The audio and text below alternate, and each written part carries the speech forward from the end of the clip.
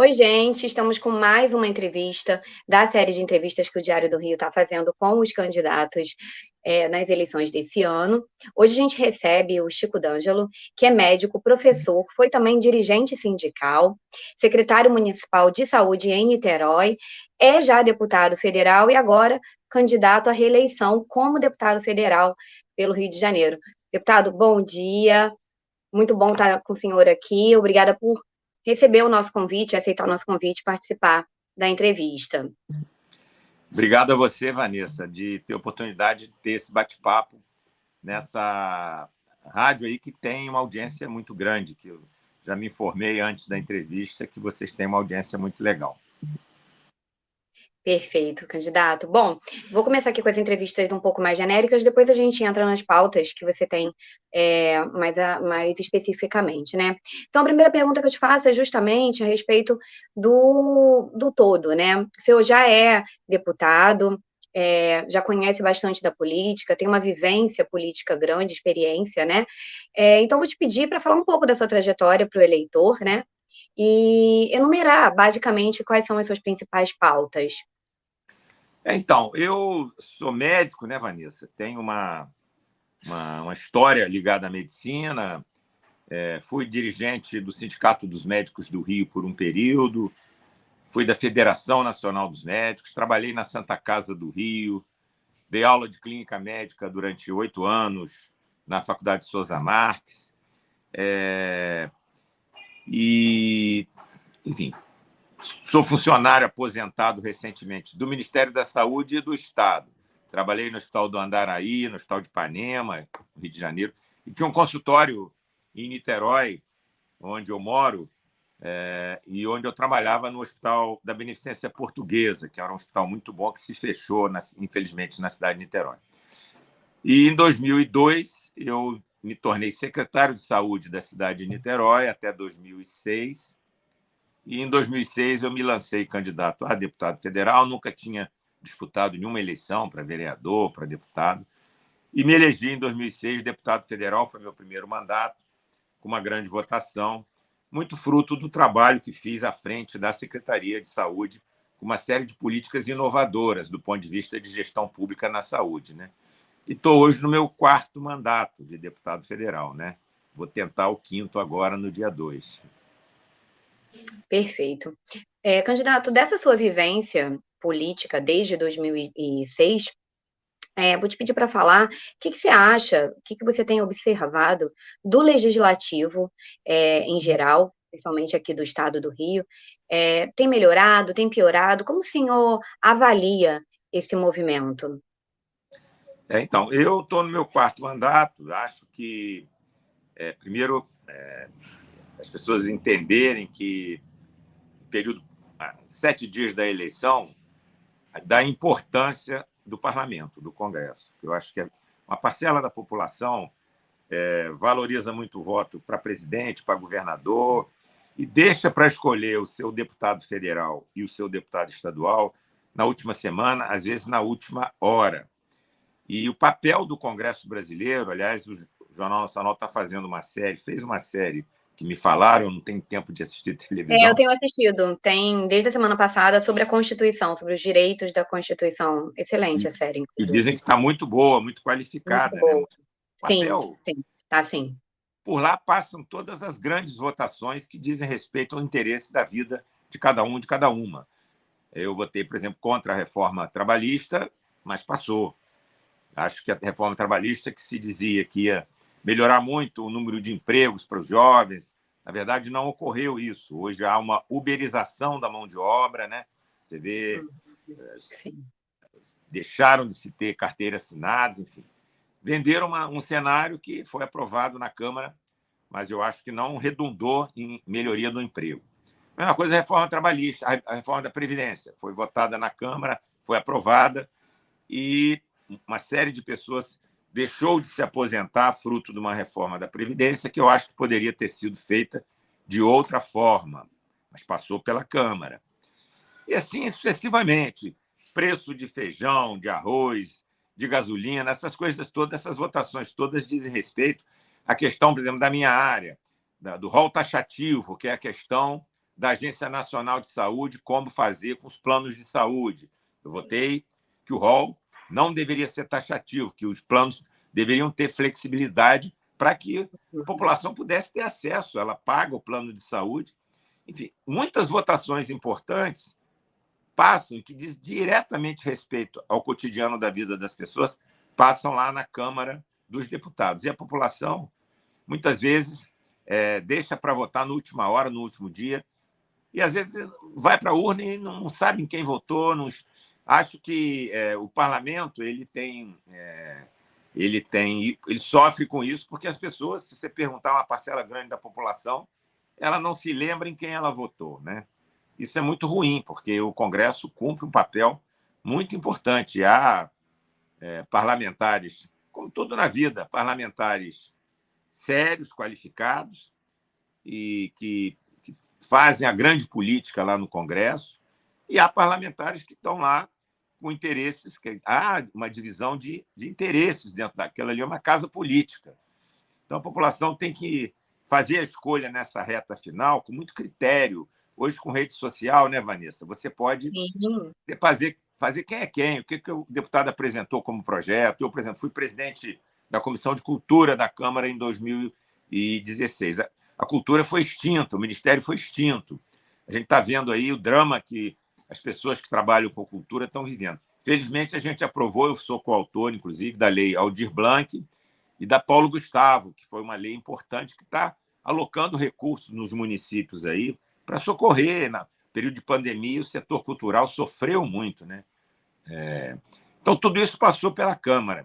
Eu acho que houve, em 2018, um furacão de pessoas que se elegeram no vácuo da votação do Bolsonaro, que muitos até foram eleitos, ficaram surpresos, porque foram eleitos naquela onda que passou em 2018, que as pessoas não fizeram muitas escolhas pela história, biografia, trajetória, o que o deputado fez, não fez. Então, tem uma gama de parlamentares lá qualificados, mas tem uma parcela deles que eu diria que se elegem muito na onda aí desses fenômenos, como ocorreu em 2018. Perfeito. Minha próxima pergunta é justamente atrelada a isso, tudo que o senhor está falando. Como fazer para que a população consiga compreender, tenha acesso, né, de uma vez por todas, justamente a relevância que tem as eleições parlamentares, que a população consiga entender tudo isso que o senhor está falando, porque é um processo antigo, cultural até do Brasil. O senhor, enquanto deputado, tem alguma proposta nesse sentido? Pensa de alguma forma que isso possa ser melhorado? Eu acho que houve no Brasil um processo, nos últimos anos, muito de criminalização da política, né? A política ficou muito desacreditada. Isso tudo fez com que a população ficasse muito frustrada e revoltada com o mundo da política, né? Mas é a política que mexe com a vida das pessoas, de todos nós, de manhã até a hora que a gente vai dormir. A humanidade não arranjou ainda outra forma de conduzir, dirimir conflitos, de melhorar a vida das pessoas, que não seja através da democracia, da escolha, e as pessoas têm a oportunidade na democracia de 4 em 4 anos, fazer as reflexões e verem se votou certo, não votou, se não votou, corrige, né? E em 2018, a população fez uma opção aqui no estado do Rio, por exemplo, de escolher um juiz para governador, porque estava muito essa onda, não quero político nenhum, ele é juiz, nunca participou de política, deu no que deu. O governador foi empichado, plena pandemia, com 1000 problemas. Então, assim, acho que a gente tem que separar joio do trigo e ter critérios de escolha, né? Hoje, com rede social, como falei, você entra no Instagram, no Facebook, entra no site da Câmara dos Deputados e vê como esse deputado votou isso, quais projetos de lei que ele apresentou, qual o desempenho desse parlamentar, porque por lá, assim, são dezenas e centenas de leis que passam ou que não passam, que cada parlamentar que está lá, e nenhum deles que está lá caiu de paraquedas. No dia 2 de outubro, a população brasileira vai na urna e faz a sua escolha de deputado federal, estadual, né? Governador, senador e presidente da República. Então, onde eu tenho ido nas reuniões, eu tenho feito esse apelo à população. Evidente que eu tenho pedido voto para mim, mas se não for para mim, que a pessoa faça uma escolha criteriosa, né? Tem outros parlamentares que defendem a bandeira do povo brasileiro, a soberania nacional, os interesses da educação qualificada. Eu tenho uma pauta muito ligada à saúde, porque sou médico, fui secretário de saúde da minha cidade 2 vezes, lá em Niterói, mas eu tenho outras pautas. A pauta da cultura, como eu fui presidente da Comissão de Cultura em 2016, é uma pauta que me é muito cara, muito importante, assim como a pauta da educação. Eu sou do PDT, o PDT é um partido que tem um carimbo muito na questão da educação. O Brizola construiu, quando foi governador, mais de 500 CIEPs, os famosos Brizolões, que é a escola de tempo integral, que, infelizmente, se não fosse interrompido, a gente hoje não teria, talvez, muitos jovens aí no mau caminho, com arma na mão. Que a escola de tempo integral tinha como proposta a criança entrar de manhã, tomar café, estudar, depois almoçar, depois ter aula de música, de cultura, depois ter esporte, lazer, e depois tomar banho e ser entregue à mãe no final do dia com educação, com cultura, com esporte. Quer dizer, essa era a escola de tempo integral idealizada por Darcy Ribeiro e por Brizola. Infelizmente, isso foi interrompido. A gente espera que isso seja retomado, né? No mundo todo, a educação é fundamental para a qualidade de vida de um povo, né? E muitas dessas pessoas que estão hoje perdidas aí de jovens, muito provavelmente hoje estariam com um violino, um acordeon na mão, com emprego, com cultura, e não estariam no mau caminho aí com arma na mão. Então, acho que educação e cultura são temas fundamentais. Perfeito, deputado. Como o senhor acha que deve ser a posição do deputado federal diante do cenário que a gente tem hoje no Rio de Janeiro e no Brasil? Então, o Rio tem 46 deputados federais. O estado do Rio, diferente de outros estados, tem tido uma situação muito lamentável. Por exemplo, o estado do Rio foi o estado, e são dados da Fiocruz, enfim, dados de instituições muito sérias, que teve o pior desempenho no enfrentamento da pandemia de Covid-19, nessa grave crise sanitária que nós tivemos. Diferente de outros estados, isso é fruto de equívocos na condução da pandemia. Alguns municípios até tiveram um bom desempenho, porque o Supremo Tribunal Federal, como o Ministério da Saúde, teve vários ministros da Saúde passaram lá e se perdeu a condução, o Ministério teve a frase lapidar quando assumiu, que ele não sabia o que era o SUS, quer dizer, em plena crise sanitária da dimensão da pandemia, a maior crise sanitária dos últimos anos. Você colocar um ministro que inicia lá, um general, que diz assim, eu não sei o que é o SUS, a gente já viu o tamanho da encrenca, né? E aí isso que aconteceu, foram vários ministros negando a ciência, negando tudo que o mundo todo estava fazendo.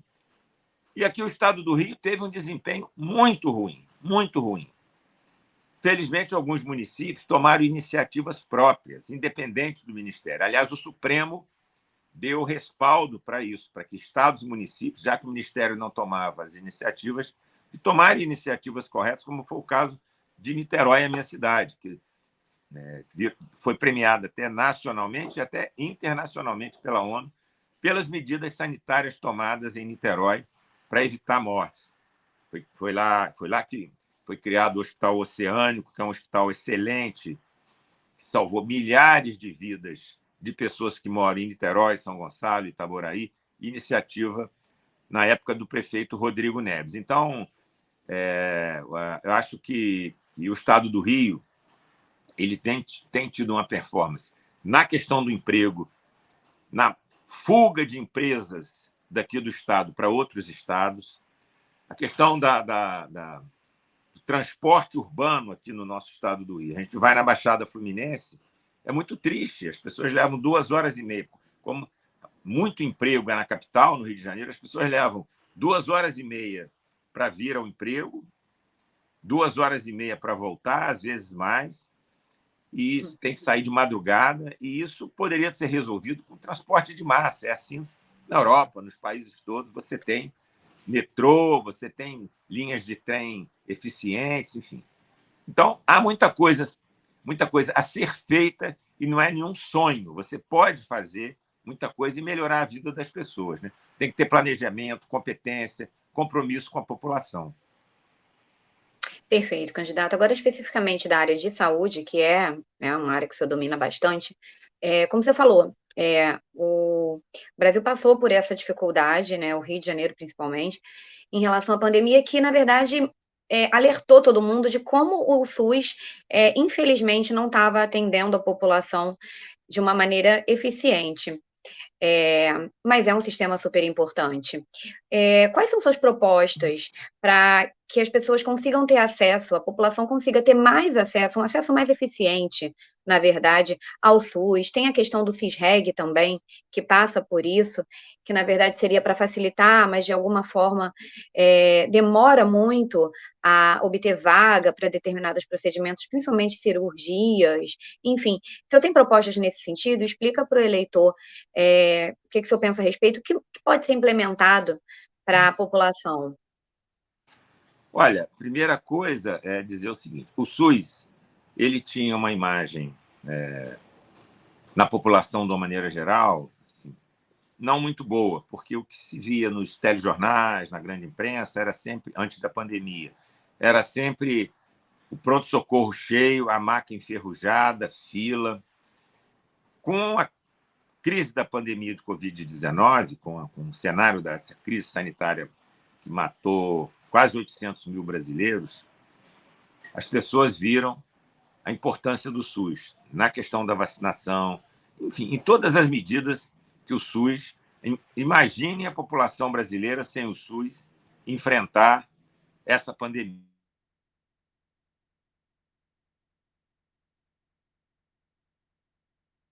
No enfrentamento à pandemia.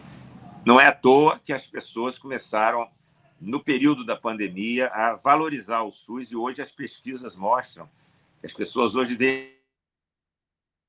da Fiocruz, do Instituto Butantan, na produção de vacina. O Brasil tem um sistema vacinal que é referência no mundo.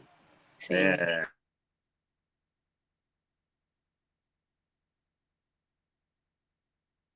Da pandemia. Eu acho que o SUS... Só um minuto. O senhor está percebendo que está ficando preto? A Não, imagem? não. A imagem está ficando preta. Não sei o que está acontecendo, só a sua mesmo. Então, vou ver aqui. Vê se Não, melhorou. dona, parece que alguma coisa. Não, parece que alguma coisa do telefone. Não, Porque fica uma tela preta, sim. Vamos. Vamos vê se tentar de novo. melhorou. Não, agora não aconteceu, não. Vou pedir para o senhor repetir a resposta desde o início, porque ficou toda hora pausando com essa Tá. tela preta. Pausou umas 3 vezes, por gentileza. Não, então, o SUS, eu acho que pós-pandemia, passou-se a ter uma valorização maior da população brasileira, porque a população viu a importância do SUS. Ai do povo brasileiro, principalmente a população mais pobre, se não tivesse o SUS para socorrer as pessoas, as internações, enfim. E foram quase 800 mil brasileiros mortos, que poderiam ter sido menos, diz a Fiocruz, se tivesse tido um desempenho melhor. Mas o SUS tem um grave problema. O SUS, que tinha uma imagem sempre de fila em emergência, em máquina enferrujada, que era muito isso que os telejornais passavam. Hoje não, hoje você vê que as pessoas valorizam o SUS. Veio o papel do SUS na questão, por exemplo, da AIDS. Eu fui presidente da Frente Parlamentar HIV-AIDS. O Brasil é referência no enfrentamento à questão da AIDS.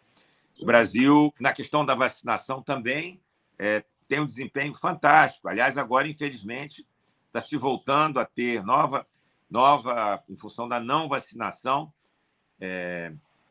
situações que a gente inimagináveis, por exemplo, a poliomielite, que é uma coisa simples, que com gotinha você evita a paralisia infantil.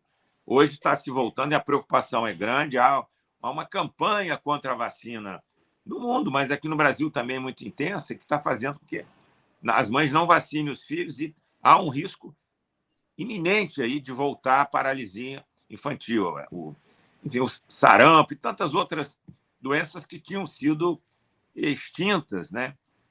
E o Brasil sempre teve um desempenho na questão da vacinação exemplar. Então, eu acho que o SUS tem um problema grave, que é o subfinanciamento. Então, todo mundo fala assim, o SUS, o problema é a gestão. Tem que melhorar a gestão, tem que melhorar a gestão.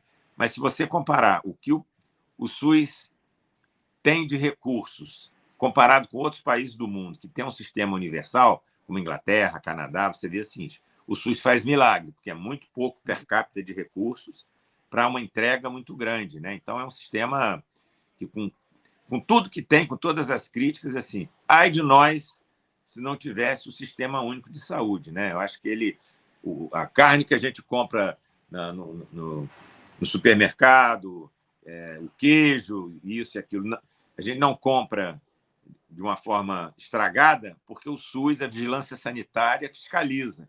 Então, o SUS é tudo isso. O SUS é que faz transplante de muita gente, enfim, que segura os hospitais universitários. O SUS é que estimula a ciência e a tecnologia. Por exemplo, a Fiocruz, que é um orgulho nosso. A Fiocruz é o SUS, né? Que tem cientistas reconhecidos no mundo todo. Então, eu acho que a saúde ela tem ela precisa voltar ao Congresso a dar recursos novamente. Acho que em 2016 foi votada uma política de teto de gastos, aprovado no governo Michel Temer, que ela precisa ser revista, porque a população envelheceu, vem envelhecendo, porque a população está com melhor qualidade de vida, a mortalidade infantil caiu, e a necessidade de que o SUS tenha mais recursos, como os outros países têm feito, né? Então, o teto de gastos na questão da saúde é você praticamente liquidar com essa política pública tão importante que é o Sistema Único de Saúde. Perfeito. Ainda ligado a essa questão da saúde, a gente teve a votação do piso para os profissionais de enfermagem, que o senhor votou, inclusive, a favor, né? Mas agora ela está suspensa por conta de uma decisão do STF, que alega dificuldade financeira para poder cumprir com o aumento desses pisos, né, dos profissionais de enfermagem no todo. O senhor trabalhou muito tempo na área, então conhece melhor que ninguém esse cenário, né? Então, quero te perguntar, o que fazer nesse sentido? Existe mesmo essa dificuldade? Vou pedir também para o senhor explicar por que o senhor votou a favor e o que pode ser feito agora, né? Porque, de fato, a gente tem tido até muitas manifestações dos profissionais de enfermagem após essa decisão do Supremo que suspendeu. Então, eu votei a favor. Todos viram o importantíssimo papel da enfermagem no período da pandemia, salvando vidas. Muitos deles morreram na linha de frente do trabalho nos hospitais, né? E nas unidades de saúde. E a enfermagem ela tem um papel relevantíssimo no conjunto de profissionais de saúde. Por isso, essa é uma luta que vinha acontecendo há muitos anos nesse da Câmara, esse projeto, e que a pandemia fez com que o conjunto da casa visse assim, não, precisamos agilizar a aprovação desse projeto. E foi aprovado. O segmento do setor privado hospitalar questionou a aprovação do projeto no Supremo, colocando que tinha que se designar qual seria a fonte de recursos para fazer o pagamento desse piso. O Ministério da Saúde ele pode perfeitamente subsidiar estados e municípios para que as prefeituras e os estados possam fazer o complemento do piso da enfermagem. Ficou preto de novo. Oi? Ficou preto novamente. É porque quando estão me ligando, eu tenho que desligar. Entendi. Então é quando ligam. Então é isso. Tá. A mesma coisa. Parou Mesma quando o coisa senhor falou que o Ministério da Saúde pode subsidiar. Foi aí que mesma interrompeu. coisa o piso dos agentes comunitários de saúde, que faz um trabalho importantíssimo na saúde da família. visitam as casas, fazem a prevenção, informam E o que está acontecendo é o contrário. O Ministério agora soltou uma medida que vai, olha só, Vanessa, que absurdo, reduzir em um volume grande de recursos o DataSUS. O DataSUS é um órgão do Ministério da Saúde que presta as informações sobre filas de unidade da saúde. O DataSUS informa sobre aumento de doenças X e Y em determinados segmentos da população. O governo federal, o Ministério da Saúde... Faz um mapeamento, né? Faz uma espécie de mapeamento. Um mapeamento. Aí ele está tirando 48% do orçamento do DataSUS, quer dizer, quase quer extinguir um órgão fundamental. A saúde já está tão sufocada. Então, há uma necessidade, assim como teve na criação do Sistema Único de Saúde, de grandes mobilizações populares em defesa da saúde pública, é importante que a sociedade entenda que o papel do SUS para todos e que volte a ter para pressionar a Câmara, por exemplo, na questão do teto de gasto na saúde, que seja revisto para que possa políticas públicas na área da saúde terem pleno desempenho com aporte de recursos que demonta as demandas. Mas tem que melhorar a gestão. É verdade, tem que melhorar a gestão, tem que qualificar a gestão, ser mais transparente, mas vamos fazer as duas coisas. O que não pode é, com o argumento de que tem que melhorar a gestão, cortar recursos para a saúde. Perfeito. Vou só pedir para você explicar melhor aquela questão do valor dos salários, do aumento dos salários que está sendo discutida, que pode ser subsidiado pelo Ministério da Saúde, para que a população possa entender melhor, porque o discurso que se passa é justamente esse: não tem verba, não está no orçamento, os hospitais vão quebrar, vão falir, e a saúde vai entrar num colapso maior. Não, eu acho que isso não é fato. Há recursos, sim. O impacto desse piso já foi calculado e aprovado no orçamento, sim. O setor privado, dos hospitais privados, é que estão alegando que não teriam como manter o número de profissionais. Mas há formas de negociação através do governo federal, de subsídios e fiscais aqui e ali, que permitam que os hospitais privados mantenham e também cumpram o piso da enfermagem. Há 1000 mecanismos que permitem, se o governo federal quiser manter o que foi aprovado na Câmara, que isso foi discutido, inclusive com os formuladores da política orçamentária do governo. Então, assim, essa discussão foi muito longa, prolongada, e há como, sim, há recursos para se pagar o piso da enfermagem e dos agentes comunitários de saúde. O setor privado, o governo federal pode ter iniciativas de desonerar determinadas coisas aqui e ali que permitam que eles também possam pagar o piso da enfermagem. Perfeito. Ainda sobre essa questão envolvendo a saúde, um outro problema que nós estamos enfrentando é o aumento dos remédios, das medicações, que tem aumentado absurdamente, e também dos planos de saúde, que é uma discussão eterna, do índice de reajuste dos planos de saúde, que tem ficado caros, né? Essa é uma das coisas também que o senhor debate bastante. Quais são suas propostas nesse sentido, candidato? Então, as agências reguladoras, no caso da saúde, a ANS, Agência Nacional de Saúde, o papel delas é, como o nome diz, fazer a regulação, né, entre as demandas da população e os planos de saúde. O que tem ocorrido nos últimos anos é que a Agência Nacional de Saúde ela tem muito mais olhado os interesses dos planos de saúde do que da população. Então, recentemente, teve o maior aumento da história dos últimos 20 anos nos planos de saúde. E não houve um aumento salarial das pessoas nesses anos que justificasse isso. E nós temos dados que a margem de lucro dos planos tem aumentado de uma maneira muito grande. Então, a agência reguladora, que é o papel dela regular e dizer o que pode e o que não pode, ela não tem cumprido o seu papel regulador. Ela tem sido uma aliada permanente dos planos e não aliada da população. Isso precisa ser corrigido, né? Então, e por isso tem tido esse aumento, que é uma coisa absurda. A população tem envelhecido, a população, muitos, têm largado de pagar os seus planos, vão para o SUS, né? E interrompem tratamentos que vinham fazendo no setor de planos de saúde e vão para o SUS. E é necessário que a Agência Nacional de Regulação faça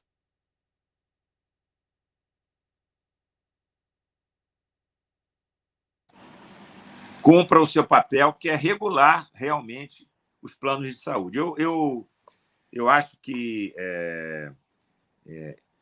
a pressão que está ocorrendo da sociedade, por exemplo, quando aconteceu agora no rol taxativo, que foi uma discussão longa que teve em toda a sociedade, polêmica e tudo isso, isso permitia que uma série de pessoas com tratamento crônicos de câncer iriam deixar de ter o tratamento, porque o plano de saúde ia simplesmente dizer assim, olha, eu só vou poder fazer até aqui porque a agência está me autorizando a isso. E a pessoa ia ter que interromper o tratamento. Então, tratamento que era indicado pelos médicos. A medicina pagando o plano, né? Pagando isso, regularmente. Porque a medicina, ela, graças a Deus, ela tem avançado nos seus procedimentos, na sua qualificação. Você não pode ficar estagnado. Não, só vou fazer esse procedimento. Se você tem hoje recursos maiores para tratar a pessoa, e aí o plano diz, não, mas isso aqui não está no rol, então não vou pagar. Então, fica uma situação, quer dizer, tem que se ter equilíbrio nessa questão para que a pessoa, às vezes, paga durante anos um plano de saúde sem nunca usar. Quando ela adoece e precisa de usar, ele está impossibilitado, porque tem lá o tal do rol taxativo, que nós estamos conseguindo reverter isso com muita mobilização dentro da Câmara dos Deputados. Perfeito. E sobre os medicamentos, candidato? Porque também tivemos uma alta excessiva no valor dos medicamentos esse ano, inclusive. É outra área que, inclusive, eu apresentei projetos lá para barrar esse aumento que está tramitando na Câmara, que é um verdadeiro absurdo. Pós-pandemia, desemprego aumentando, as pessoas com mais doentes, que o pós-pandemia trouxe uma série de problemas, seja do ponto de vista da saúde mental das pessoas, seja do ponto de vista de Covid crônica. As pessoas estão mais doentes agora, são as sequelas da Covid. Estão fazendo mais uso de medicamentos. Aí você autoriza o governo, uma comissão, que o governo federal faz parte dela, junto com o Ministério da Economia, autoriza, isso é lobby, autoriza o aumento do preço dos medicamentos, num momento desse, assim, deixar a população sem poder fazer uso de medicamentos que são fundamentais para a sua sobrevivência. Por isso a gente está também lá com recursos, pressionando o governo, essa comissão que autoriza, que tem uma comissão que aumenta, que permite ou não o aumento do preço dos medicamentos. E o governo federal faz parte dessa comissão, tem um membro do governo, membro do Ministério da Economia, membro do Ministério da Saúde. Há uma comissão que autoriza esses aumentos. Então, nós estamos entrando com medidas para que essa comissão tenha bom senso e suspenda o aumento desses medicamentos. Perfeito. Mudando um pouco de assunto, o senhor também votou contra a reforma trabalhista e da Previdência, que também foi muito debatido e é muito discutido.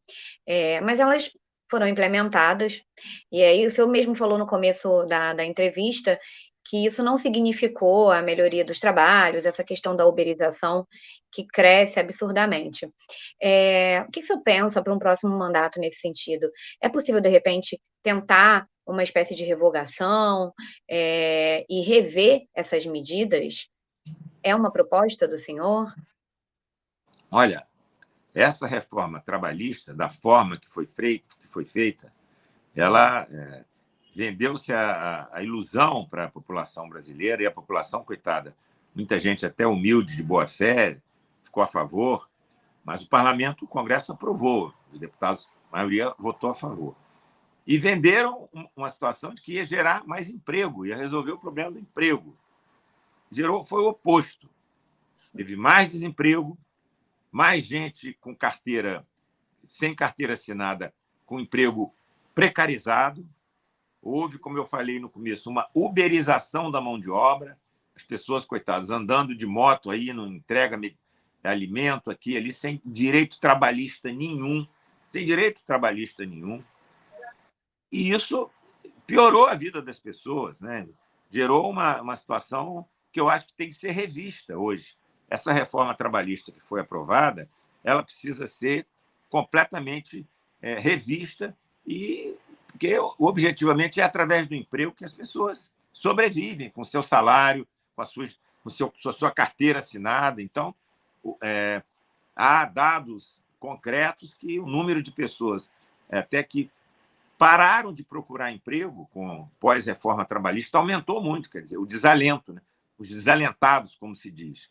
Então, Sim. eu espero que no próximo Congresso, essa questão eu me disponho a fazer parte, seja revista, rediscutida de uma forma séria, com a participação da sociedade civil, enfim, para que seja feita uma coisa mais correta, mais humana e de interesse da população, e não uma reforma trabalhista que visa o bolso só do dono de banco, do grande capital, enfim, que trabalhe com a lógica de socorrer a grande massa da população brasileira que vive do seu salário. Perfeito, candidato. Nós estamos chegando ao final da entrevista. Se eu tenho outros compromissos de campanha também, né? Agradeço pela sua disponibilidade e vou te dar esse último espaço agora, justamente para você falar diretamente com o eleitor, explicar para ele o que pode ser esperado de um próximo mandato do senhor, o que a população, o que o seu eleitor, ou aqueles que ainda estão indecisos e podem vir a votar no senhor, podem esperar de um próximo mandato de Chico D'Angelo. Então, eu estou no meu 4º mandato, Vanessa. Vou tentar o 5º agora, no dia 2 de outubro. Hoje, com rede social, Vanessa, você pode ver muito o que o parlamentar fez, como ele votou, como ele não votou, os projetos de lei que ele apresentou, qual a trajetória dele, a biografia. E as pessoas, que a gente pede é que as pessoas tenham critérios na escolha do seu deputado federal, do seu deputado estadual, porque por lá, na Câmara, passam muitas votações que dizem respeito à vida de cada um e de cada uma. Por isso, eu estou me apresentando como candidato a deputado federal, pedindo à população que saiba fazer, separar o joio do trigo, ver quem é quem, o que esse deputado fez, o que ele não fez, com critério, com que escolha, e não vá para a urna votando em qualquer um. O meu número é o 1210, né? Aliás, 12/10 é o dia de Nossa Senhora Aparecida, padroeira do Brasil. Tenho pedido a Nossa Senhora Aparecida que me ilumine aí para que, se eu ganhar, eu faça um bom mandato para o povo brasileiro.